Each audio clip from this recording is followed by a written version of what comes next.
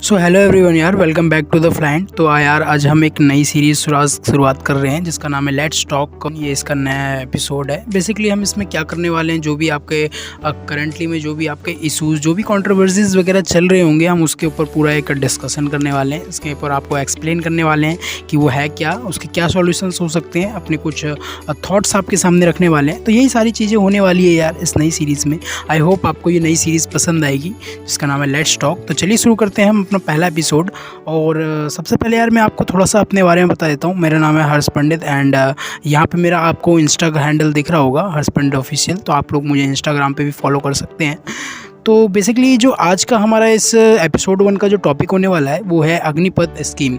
तो बेसिकली यार ये अभी भी गवर्नमेंट ऑफ इंडिया ने, सेंट्रल गवर्नमेंट ने एक स्कीम लॉन्च की है मिलिट्री रिक्वायरमेंट के लिए। और इसके ऊपर काफ़ी ज़्यादा वायलेंस लोग कर रहे हैं, काफ़ी ज़्यादा प्रोटेस्ट कर रहे हैं। यंगस्टर्स के बीच एक प्रोटेस्ट है, इसके लेके एक नाराज़गी है।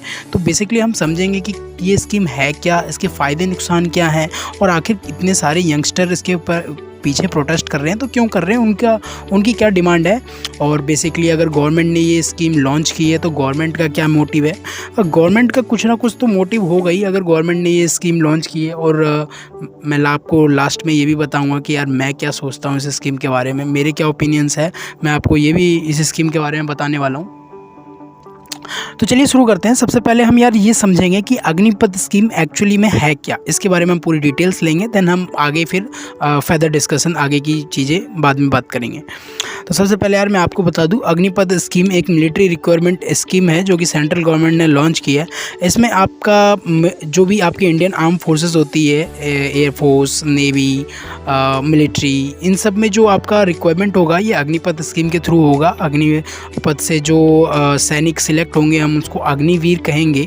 एंड द मेन पॉइंट यार, सारी चीज़ें जो ये सारा जो कंट्रोवर्सी हो रही है वो बेसिकली इसी पॉइंट के लिए हो रही है कि जो अग्निवीर सैनिकों की जो सर्विस होगी, अग्निवीर के थ्रू जो सिलेक्ट होंगे उनकी वो 4 ईयर्स के लिए रहेगी। यानी उसका जो सर्विस पीरियड रहेगा वो सिर्फ 4 ईयर्स रहेगा। मेन पॉइंट पूरी कंट्रोवर्सी का, सारे क्वेश्चंस का सारा यही है, मेन आपका यही है कि 4 ईयर्स के लिए उनकी सर्विस रहेगी। तो इसी के लिए काफ़ी लोग प्रोटेस्ट भी कर रहे हैं कि भाई सर्विस काफ़ी छोटी कर दी है। नॉर्मल मिलिट्री की सर्विस जो है आपकी काफ़ी ज़्यादा है, तो वो आपका यहाँ पे कम कर दिया गया है, 4 ईयर्स कर दिया गया। क्यों कर दिया गया, ये सारी चीज़ें हम डिस्कस करेंगे इसमें। तो यार ये जो 4 ईयर्स की जो सर्विस हो गई है, इसमें से आपके जो लास्ट में 4 ईयर्स के बाद जो 25% अग्निवीर हैं उनकी जॉब जो है परमानेंट होगी। बाकी के 75% को घर जाना पड़ेगा, उनको और अदर जॉब देखनी पड़ेगी उसके बाद। तो चलिए हम डिस्कस करते हैं आगे कि क्या एजुकेशनल क्वालिफ़िकेशन चाहिए होगी एक अग्निपथ स्कीम में अगर आपको अप्लाई करना है। बेसिकली अगर मैं आपको एक पहले डिटेल में बता दूं कि अग्निपथ स्कीम जो है ये पूरी तरीके से एक सोल्जर के लिए स्कीम है। मतलब अगर आपको मिलिट्री में एज ए सोल्जर लेवल पे जाना है, मिलिट्री में बेसिकली 2 लेवल होता है, एक ऑफिसर लेवल होता है, एक सोल्जर लेवल होता है। तो आपको सोल्जर यानी जिसको हम सैनिक भी कहते हैं, तो बेसिकली अगर आपको सैनिक के लेवल पे जाना है तो अग्निपथ स्कीम के थ्रू अब आपका रिक्रूटमेंट प्रोसेस होगा। जो पहले की जो सिलेक्शन प्रोसेस होता है वैसा ही होगा, लेकिन ये अग्निपथ स्कीम के थ्रू होगा अब आपका।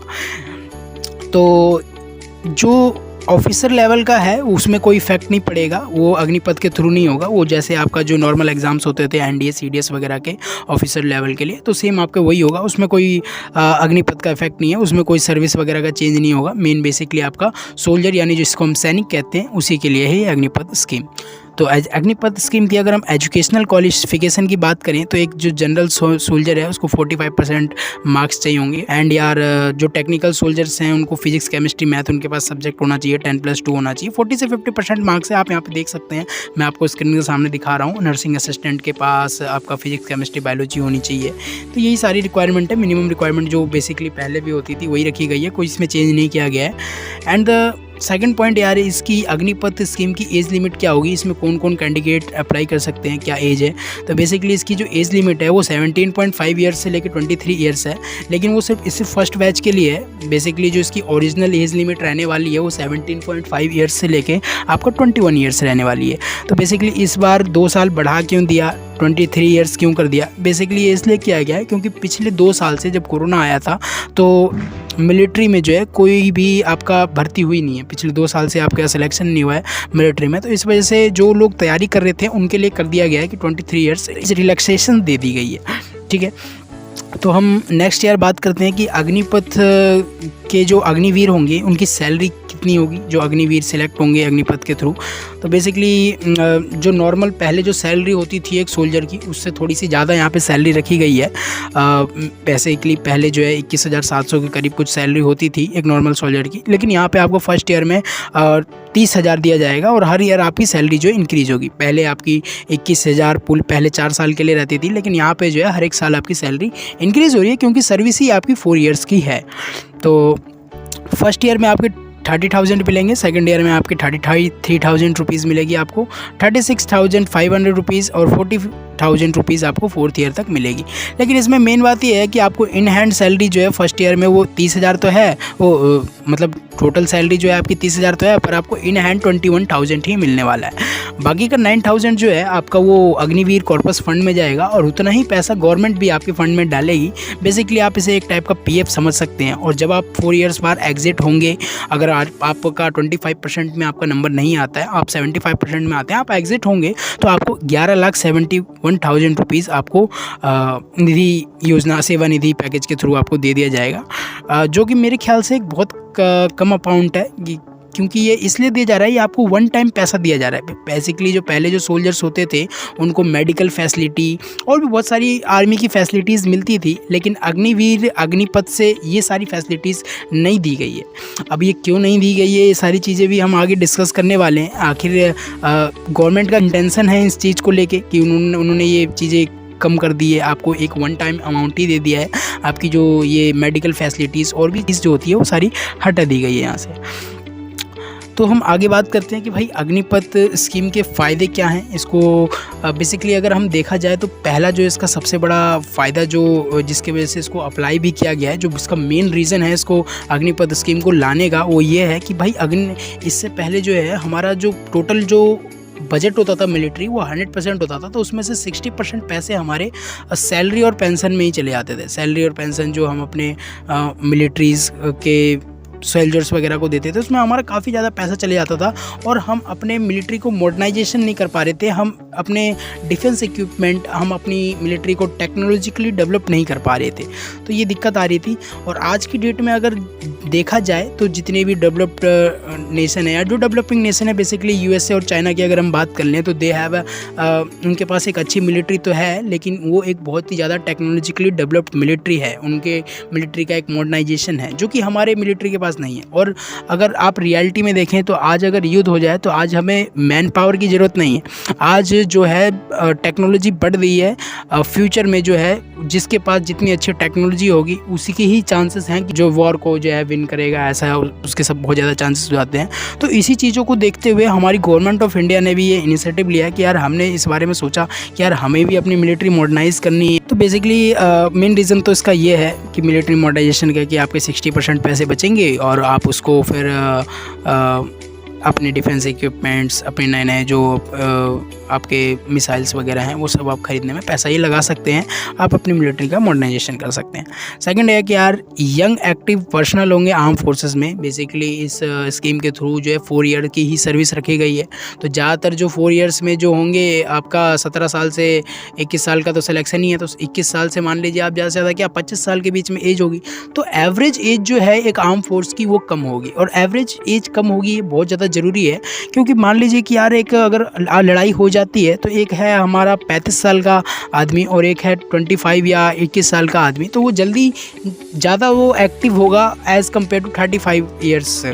तो इससे हमारी एवरेज आर्मी एज कम होगी, जो कि बहुत ज़्यादा ज़रूरी है। बहुत सारे देश ये चीज़ कर भी रहे हैं। आर्मी में हमें यंगस्टर्स की ज़रूरत होती है, तो यहाँ पे ये होगा हमारे पास एक बेनिफिट इसका। एंड देन सेकंड चांस यार इसमें आप लोगों को एक गवर्नमेंट के हिसाब से कहने का मतलब है आप लोगों को एक बेनिफिट मिलेगा कि आप यार नेशन बिल्डिंग में हेल्प करोगे, आपको एक चांस मिलेगा, आप आर्मी में सर्व कर पाओगे, आपको 4 इयर्स का एक एक्सपीरियंस मिलेगा आर्मी का। उसके बाद एक काफ़ी ज़्यादा आप डिसिप्लिन रहोगे। बेसिकली अगर आप आर्मी में जाओगे, उसके बाद आप आर्मी से आओगे, कहीं भी जॉब करोगे, तो आप एक के अंदर एक डिसिप्लिन आ जाएगा। आर्मी आपको एक बॉय से मैन बनाया जाता है, एक कैरेक्टर आपके अंदर बिल्ड हो जाएगा डिसिप्लिन का, आप काफ़ी ज़्यादा पंचुअल भी बन जाओगे। और सेकंड पॉइंट यार कि जैसे कि आपके इतने सारे जो 75% जो अग्निवीर हैं वो आपके, उनको यार हमने वॉर ट्रेनिंग तो दी है ना 4 इयर्स की, तो जब भी हमें ऐसा इमरजेंसी में कोई रिक्वायरमेंट होगी, हमारा मान लीजिए किसी से वॉर हो गया, तो हमारे पास एक रेडी आर्मी रहेगी जिनको मिलिट्री की ट्रेनिंग है, तो हमें बस उनको कॉल करना है। ऐसा भी होगा, हमारे पास एक रेडी आर्मी रहेगी।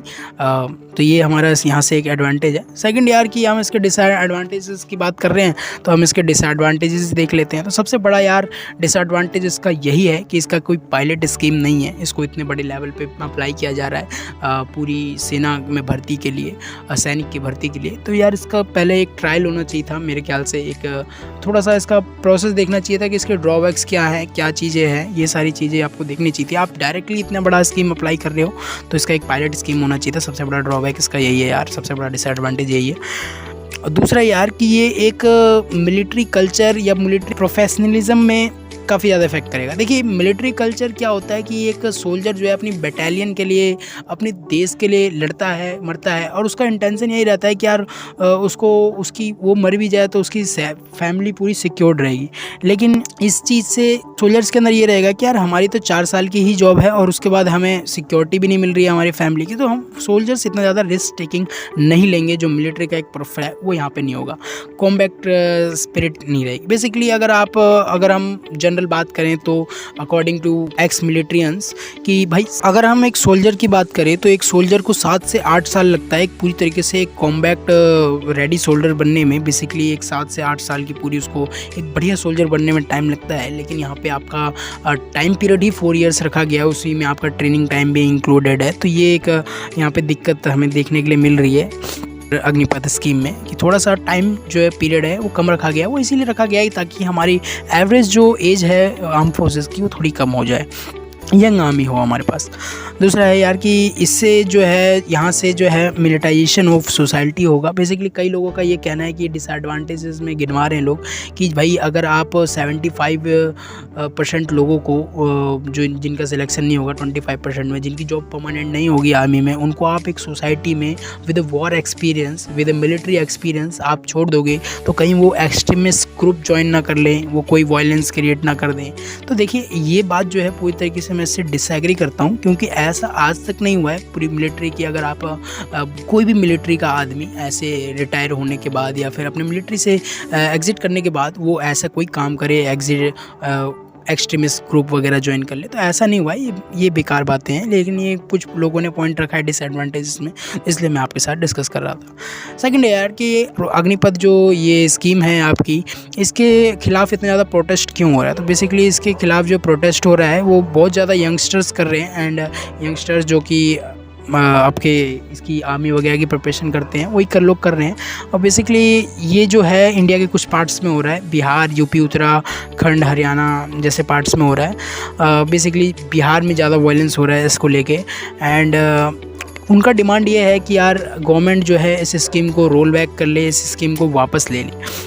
तो बेसिकली मैंने जो है प्रोटेस्टर्स को 3 कैटेगरी में डिवाइड कर दिया है। तो भाई इस प्रोटेस्टर्स के ग्रुप में बेसिकली फर्स्ट कैटेगरी जो है वो है उस यूथ की जिसने भाई अपना फिज़िकल एंड रिटन जो एग्ज़ाम है क्लियर कर लिया है, लेकिन गवर्नमेंट ने ड्यू टू कोविड-19 उसको कहा कि भाई आप वेट करो, आपका ज्वाइनिंग लेटर आएगा या फिर आपका अदर एग्ज़ाम कंडक्ट होगा।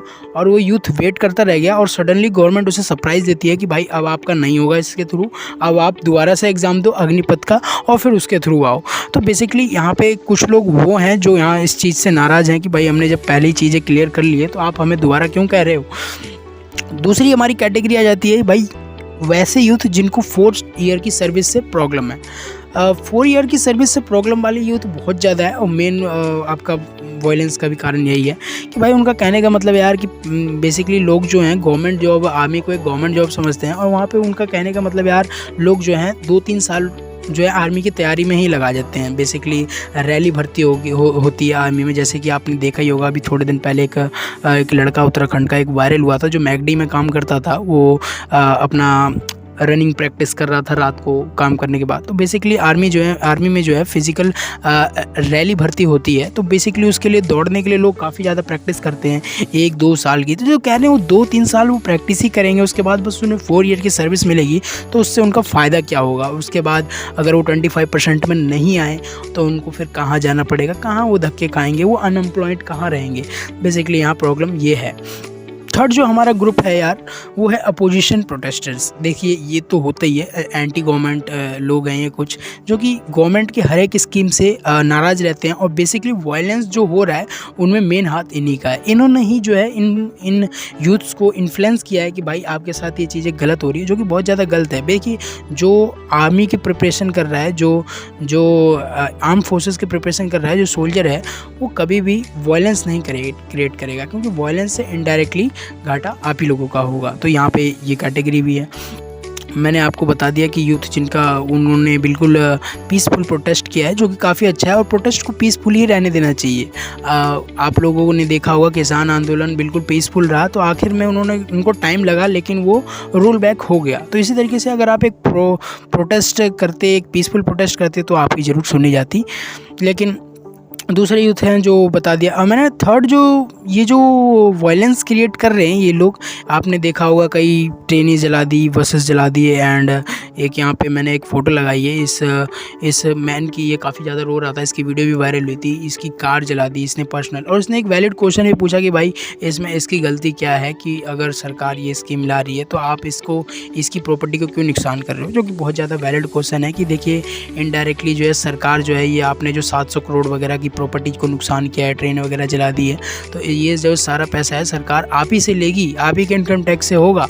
तो जो लोग इतने ज़्यादा मैच्योर नहीं है, जो बेसिकली जो भाई जिनको भर्ती लेनी है, वो तो कभी ये चीज़ें करेंगे ही नहीं। लास्ट पॉइंट यार, जैसे कि हम बात कर रहे हैं कि यार इस प्लान का मोटिव क्या है, इस अग्निपथ स्कीम का मोटिव क्या है। तो यार इसका मोटिव मैंने आपको थोड़ी देर पहले और बताया था इसके एडवांटेजेस में। इसका मेन मोटिव यार यही है कि अग्निपथ स्कीम से जो 60% पैसा जो डिफेंस बजट का है, जो सैलरीज और पेंशन में ख़त्म होता है, अब वो मिलिट्री के मॉडर्नाइजेशन और डिफेंस इक्विपमेंट में लगेगा। आप यहाँ पर मैंने एक चार्ट लगाया, आप इस चार्ट से देख सकते हो कि यूएस जो है अपनी मिलिट्री पे 731.8 बिलियन डॉलर्स खर्च करता है अपने मिलिट्री बजट पे। और वहीं चाइना जो है वो 250 के करीब 261 बिलियन डॉलर्स खर्च करता है। और इंडिया कितना करता है? बस इंडिया 71 बिलियन डॉलर्स करता है। अगर हम इस चार्ट में अदर कंट्रीज से कंपेयर करें तो इंडिया भाई जो है काफ़ी ज़्यादा करता है, 71 बिलियन डॉलर्स। लेकिन अगर हम अपने पड़ोसी से कंपैरिजन करें चाइना से, तो ये काफ़ी कम है, जो कि एक सिक्योरिटी थ्रेट है हमारे लिए। कि भाई हमारे बगल में अगर चाइना इतना खर्च कर रहा है तो हमें भी उस हिसाब से अपनी मिलिट्री को मॉडर्नाइज़ करना चाहिए, टेक्नोलॉजिकली डेवलप करना चाहिए। क्योंकि आज की डेट में लड़ाई हो जाए तो एक मॉडर्न मिलिट्री ही जीत पाएगी, क्योंकि ये टेक्नोलॉजी का ज़माना है। यहाँ पे मैं आपको एक और चीज़ दिखा रहा हूँ कि जो हमारा इस सेकंड वाले चार्ट में जो आपका दिखा रहे हैं कि इंडिया का जो स्पेंड ऑन इक्विपमेंट है वो सबसे कम है इन देशों से, यूएस, चाइना, पाकिस्तान, यूके वगैरह से देखें तो हम 25% ही अपना स्पेंड करते हैं इक्विपमेंट्स में, जो कि हमें ज़रूर बढ़ाना चाहिए। इक्विपमेंट्स बहुत ज़्यादा ज़रूरी है।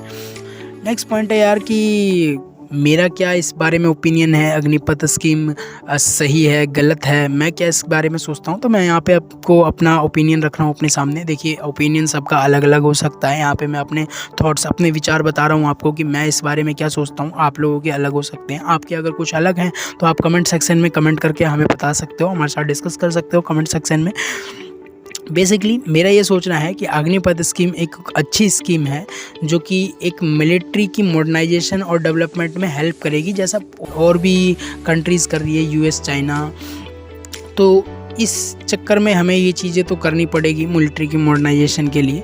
और दूसरा यार मुझे ये लगता है कि ये स्कीम सही है, लेकिन ये स्कीम का एक पायलट कोई स्कीम नहीं है, ठीक है। तो ये आपको पहले एक ट्रायल कर लेना चाहिए था इसका। इतने बड़े लेवल पे आपको इसको अप्लाई करने से पहले इतना, देखिए इंडिया जो है बहुत ज़्यादा डिफरेंट कंट्री है। अगर हम वेस्टर्न कंट्री से कंपेयर करें तो यहाँ बहुत डाइवर्स पॉपुलेशन रहती है। तो यहाँ आपको एक बार ट्राई करना चाहिए था इस प्लान को कि ये यहाँ पर एग्जीक्यूट होगा नहीं होगा। बेसिकली मेरा जो कहना है ये स्कीम बहुत अच्छी है, लेकिन इसको जो एग्जीक्यूशन जो गवर्नमेंट ने किया है वो सही नहीं किया है। वो जैसे उसने 4 ईयर्स का जो टर्म रख दिया था कि भाई 4 ईयर्स की सर्विस है, उसका 75% लोग जाएंगे, तो यहाँ से यही मेन दिक्कत लोगों को यही आ रही है कि उनकी जॉब सिक्योरिटी, उनकी जो जॉब, उनका कहने का मतलब है कि हम 4 ईयर्स बाद करेंगे क्या। तो यहाँ पे गवर्नमेंट ऑफ इंडिया को ये रख देना चाहिए था कि भाई 4 ईयर्स बाद आपको किसी हम आईटी डिपार्टमेंट में लगवा देंगे या किसी गवर्नमेंट के डिपार्टमेंट में आपको जॉब दे देंगे, जिससे गवर्नमेंट के डिपार्टमेंट में अगर 4 ईयर्स बाद 4 years military training, military service करने का अगर बंदा जाएगा तो वो डिपार्टमेंट को भी काफ़ी ज़्यादा डिसिप्लिन रखेगा। जो अक्सर हम देखते हैं कि गवर्नमेंट के डिपार्टमेंट में लापरवाही वगैरह देखने के लिए मिलती है, वो चीज़ें नहीं देखी जाएगी अगर आप उनको वहाँ लगा दोगे 4 साल बाद। इससे आपकी भी रिक्वायरमेंट पूरी हो जाएगी, आपकी भी भाई एवरेज एज जो है आर्मी की कम हो जाएगी, आपकी भी मॉडर्नाइजेशन हो जाएगी, और जो लोगों की दिक्कत है 4 साल की जॉब लेके वो भी पूरी हो जाएगी। भाई 4 साल मिलिट्री में करिए, बाकी आप अदर डिपार्टमेंट में आ जाइए, CAPF में आ जाइए, CRPF में आ जाइए, और भी बहुत सारी डिपार्टमेंट है, पुलिस वगैरह, आप इन सब में आ जाइए। हालांकि गवर्नमेंट ने अभी अनाउंस किया है कि 10% उन्होंने आपकी रिजर्वेशन रखी है CAPF वगैरह में, असम राइफल वगैरह में। तो ये देखिए, ये तो क्योंकि उन्होंने यार इतना ज़्यादा प्लान तो बनाया था लेकिन इसको एग्जीक्यूट नहीं किया, इसको बिल्कुल उन्होंने उतना ज़्यादा डिस्कशन नहीं किया जितना ज़्यादा डिस्कशन इस पर करना चाहिए था। इसीलिए उनके बयान यहाँ पे थोड़े चेंज हो रहे थे। जब उन्होंने देखा कि प्रोटेस्ट ज़्यादा हो रहा है तब उन्होंने ये चीज़ें रखी कि भाई एज का हम 23 कर देते हैं और 10% आपको रिजर्वेशन दे देते हैं। तो ये सारी चीज़ें ठीक है, लेकिन आपको जो यूथ है जो 4 साल बाद निकल रहा है मिलिट्री से, उसको आपको एक सिक्योरिटी देनी चाहिए कि आपकी यहाँ जॉब लग जाएगी, आप यहाँ पे सिक्योर्ड हो, आपको कोई भटकना नहीं पड़ेगा 4 साल बाद जॉब के लिए। तो ऐसा कुछ सीन ना हो इस वजह से। और दूसरा यार पॉइंट ये है कि यहाँ पे जो प्रोटेस्टर्स प्रोटेस्ट कर रहे हैं वो तो ठीक है, लेकिन इसमें जिसमें गवर्नमेंट ने जिनके बारे में नहीं सोचा यार, वो हैं वो स्टूडेंट्स जिन्होंने फिजिकल, मेडिकल और रिटन एग्ज़ाम क्लियर कर लिया और ड्यू टू कोविड-19 जो है उनका सिलेक्शन नहीं किया गया, उनको कह दिया गया कि भाई आप वेट करो। तो भाई गवर्नमेंट को सबसे पहले तो इनका सिलेक्शन करना चाहिए, और अग्निपथ स्कीम को अगर आपको अप्लाई करना है तो नेक्स्ट बैच से करिए। ये जो इतना मेहनत कर रहे हैं 1-2 साल से, और आप फिर इनको कह देते हैं भाई आप दोबारा से पेपर दो, दोबारा से अग्निपथ के थ्रू आओ। एक बार आपने इनका पेपर ले लिया, आपने कोविड-19 का नाम लेकर डिले कर दिया। कोविड-19 का नाम लेके डिले किया, लेकिन कोविड-19 में इलेक्शंस भी तो हुए हैं, तो सिलेक्शन प्रोसेस और ज्वाइनिंग में क्यों दिक्कत आई, क्यों आपने इनका सिलेक्शन पूरा नहीं किया। देखिए ये तो एक वैलिड रीज़न है कि यहाँ पे इलेक्शंस इंडिया जैसी कंट्री में हो जाते हैं, लेकिन अगर एग्ज़ाम्स, अगर हम सिलेक्शंस की बात करें तो वहाँ का नाम लगा दिया जाता है भाई कोविड-19 की वजह से डिले हुआ। तो ये एक वैलिड रीज़न नहीं है जो आप दे रहे हैं, और पहले इन बच्चों का आप सिलेक्शन करिए, फिर आप अग्निपथ को अप्लाई करिए, क्योंकि ये तो उसके पहले वाले कैंडिडेट हैं। तो आप इनका पहले लीजिए एंड देन नेक्स्ट बैच से आप अग्निपथ स्कीम अप्लाई कर सकते हैं। यार मेरा एक और लास्ट ये है कि गवर्नमेंट जब भी कोई ऐसा स्कीम लाती है, देखिए बहुत अच्छी बात है, मैं गवर्नमेंट को अप्रिसिएट करता हूँ कि गवर्नमेंट ये स्कीम लेके आई है। अधिकतर इससे पहले की गवर्नमेंट ने तो ये चीज़ सोची ही नहीं कि हमारी आर्म फोर्सेस में रिफॉर्म की ज़रूरत है, और इस गवर्नमेंट ने ये चीज़ सोची है, हम रिफॉर्म कर रहे हैं, और जो बहुत अच्छी बात है, हमें करना भी चाहिए। लेकिन जब आप कोई भी नई स्कीम लेके आते हैं, जब भी आप कोई रिफॉर्म करते हैं, तो आपको एक परफेक्ट एक्सप्लेनेशन देने की ज़रूरत है। आपको पब्लिकली जाके आपको लोगों को उसके फीचर्स वगैरह सब कुछ आपको एक अच्छी तरीके से लोगों को समझाने की ज़रूरत है। आपको एक पब्लिक को अंडरस्टैंड करवाइए, आप परफेक्टली उनको समझाइए। यहाँ पे कोई मिसकम्युनिकेशन नहीं होना चाहिए, क्योंकि जब भी ऐसे प्रोटेस्ट या वायलेंस वगैरह हो जाता है तो वो मिसकम्युनिकेशन की वजह से ही होता है। लोग मिसकम्युनिकेशन में फंस जाते हैं, और जो अपोजिशन वगैरह वाले हैं वो उनको थोड़ा सा डाइवर्ट कर देते हैं कि भाई ऐसी ऐसी बातें थोड़ा बहका देते हैं, इस वजह से हो जाता है। तो देखिए इंडिया उतना ज़्यादा लिटरेसी रेट में आगे नहीं है कि यहाँ पे हर एक लोग समझेंगे, लेकिन इसके लिए गवर्नमेंट रिस्पॉन्सिबल है कि वो उनको अच्छे से समझाए, परफेक्टली एक्सप्लेन करे उनको। कोई भी स्कीम ला रहे हैं आप उसको बहुत अच्छे से समझाइए लोगों को कि भाई ये स्कीम है, ऐसे ऐसे इसके फ़ायदे हैं, ये नुकसान है, हम इसको इस वजह से ला रहे हैं और ये हमारा कारण है। ठीक है यार, तो ये सारी मेरी थॉट्स थी, मेरे ओपिनियन थे अग्निपथ को लेके। आई होप आप लोगों को समझ में आए होंगे। आपके थॉट्स अलग हो सकते हैं इस मामले में, तो जो भी आपके, अगर आप कुछ और अपने थॉट रखते हैं इस बारे में तो कमेंट सेक्शन में ज़रूर मुझे कमेंट करके बता सकते हैं। तो thank you for the watching video यार। एंड अगर आपको ये वीडियो अच्छी लगी है तो हमारे फ्लाइंट यूट्यूब चैनल को सब्सक्राइब कर दें, वीडियो को लाइक कर दें, और इस वीडियो को अपने फैमिली फ्रेंड के साथ शेयर कर दें। और अगर आप चाहें तो हमें इंस्टाग्राम पे फ्लाइंट फॉर यू हमारा इंस्टाग्राम हैंडल है, इस पर आप फॉलो कर सकते हैं। मैं यहाँ पे हम रेगुलर अपडेट डालते रहते हैं, आगे कौन सी वीडियो वगैरह आने वाली है। देख सकते हैं आप। Thank you for the watching this video. Have a nice day. मिलते हैं नेक्स्ट वीडियो में। धन्यवाद।